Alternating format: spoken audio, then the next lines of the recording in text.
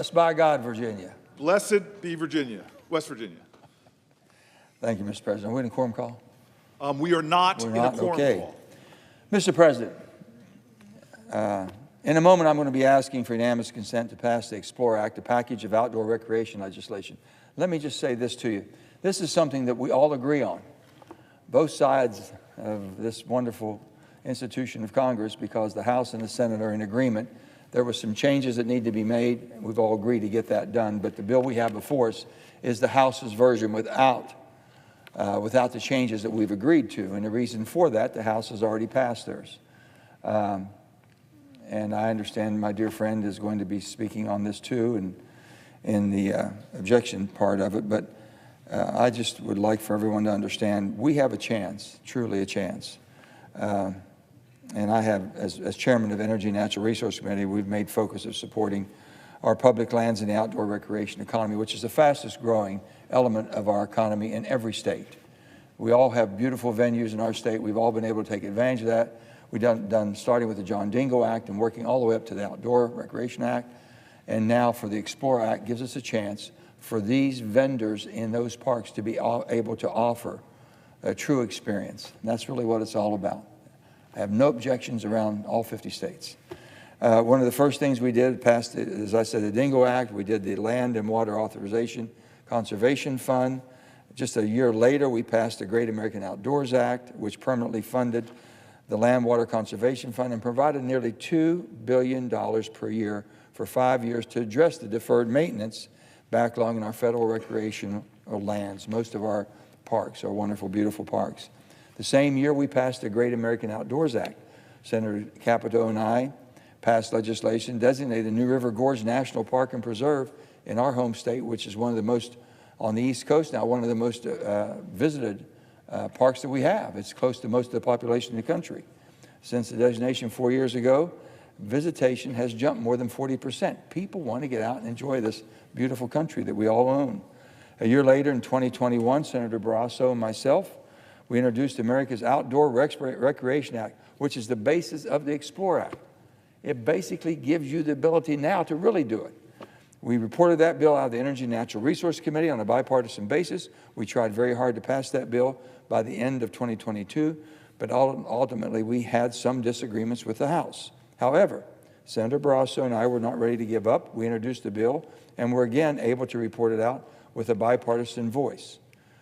Congressman Westerman, who is with us today in the chamber, and we appreciate having him over here, to his credit, introduced the Explore Act last year, which includes nearly every provision of my bill and Senator Barrasso's bill, along with some additional House priorities.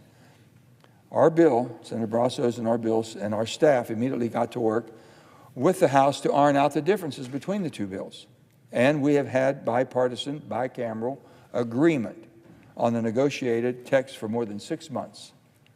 We've tried for months to get that passed, but have been blocked along the way. This late in December, we are simply out of runway.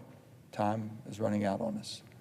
I'm willing to pass the House version without those negotiated changes so it can be sent straight to the President's desk, because we're accepting what's already been passed in the House, with the agreement with the House that every one of those changes will be done, every one of them. It's the only path we have available to us. This is our last shot to get this important legislation. So, notwithstanding Rule 22, I ask unanimous consent that the Senate proceed to the immediate consideration of H.R. 6492, which was received from the House and is at the desk, that the bill be considered read a third time and passed, and that the motion to reconsider be reconsidered, made, and laid upon the table. Is there an objection? Mr. President. The senator from Texas.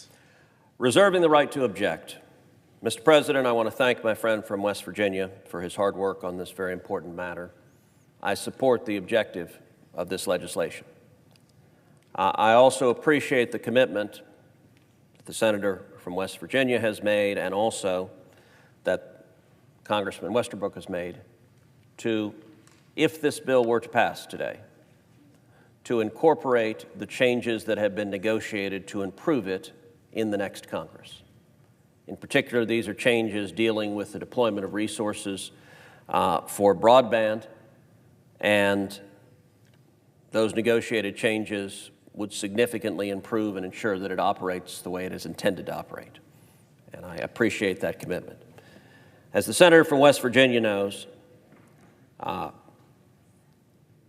am pressing very hard right now to pass legislation that is very important to me and very important to Texans. It's legislation called the Take It Down Act. Take It Down Act is bipartisan legislation that I authored along with Democrat Senator Amy Klobuchar to protect women, to protect teenage girls and young girls from a growing epidemic of non-consensual intimate images online, both actual photographs and also a dramatically escalating problem of deep fake AI images that target real people. And we are seeing every day more and more women, more and more teenage girls targeted with false deep fakes made using AI that appear to be explicit photographs, explicit videos. They are victimized. The Take It Down Act makes the publication of those non-consensual intimate images a crime, a federal felony, and critically, it puts a federal obligation on the tech platform to remove those images, remove those videos when notified by the victim. You have a right to protect your privacy, not to be victimized. The women have a right. That legislation, the Take It Down Act, passed the United States Senate unanimously, 100-0. Every senator, Republican and Democrat, agreed with the bill. That legislation is now at the House. And House leadership placed the Take It Down Act in the continuing resolution that was introduced earlier this week. It is in the bill. I am grateful for that. As the President knows, as the Senator from West Virginia knows, the path to passing the continuing resolution has proven to be challenging. And House leadership right now is actively negotiating and trying to find a path forward. I very much want the Take It Down Act passed by whatever vehicle gets it to the President's desk, because we have an obligation to protect women and to protect teenage girls. I've asked the House as an alternative to take up the Take It Down Act on suspension calendar. If it gets a vote on the floor of the House, it will pass. All it needs is a vote. So from my perspective, I am fine with it passing as part of the CR if a CR passes with anything on it, or I believe it should pass on the suspension calendar and go to the President's desk. Now, the Senator from West Virginia and Congressman Westerman have both committed to me to use their full force of persuasion and leverage to ensure that one way or another the Take It Down Act will pass out of the House and get to the President's desk, because all of us want to protect our constituents. We have an obligation to do so. Because the gentlemen in question are my friends and I trust their good faith representations, and because we're about to lose the good graces of the Senator from West Virginia who has decided to ride off into the sunset and leave us to the nonsense of the swamp, both Senator Manchin and Congressman Westerman have asked for a personal favor that I not object, and therefore, Mr. President, I do not object.